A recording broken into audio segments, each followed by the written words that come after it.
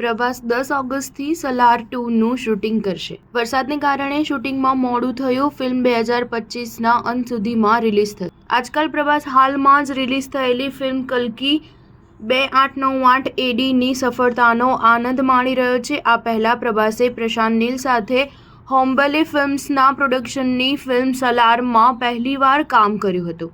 આ ફિલ્મે world wide box office પર શાનદાર કમાણી કરી હતી. એક રિપોર્ટ મુજબ સલાર 2નું શૂટિંગ 10 ઓગસ્ટથી શરૂ થશે અને તેનું 15 દિવસ શેડ્યુલ રામોજી ફિલ્મ સિટીમાં યોજાશે. શૂટિંગ 8 મહિનામાં પૂરું કરવામાં આવશે કારણ કે હોમ્બલે 2025ના અંત સુધીમાં સલારની સિક્વલ રિલીઝ કરવા માંગે છે. રિપોર્ટ અનુસાર ફિલ્મના નિર્દેશક પ્રશાંત નીલ પ્રભાસ અને પૃથ્વીરાજ સુકુમારન સાથે સિક્વલનું 20% શૂટ કરી ચૂક્યા છે. હોમ્બલે પ્રભાસ અને પૃથ્વીરાજ ફિલ્મ સલાર 2 અંગે ખૂબ જ ઉત્સાહિત છે. તેઓને સિક્વલમાં પૂરો વિશ્વાસ છે. સિક્વલની વાર્તા કોરોના મહામારી દરમિયાન જ લખવામાં આવી હતી, જેમાં ડ્રામા અને રાજકારણ જોવા મળશે.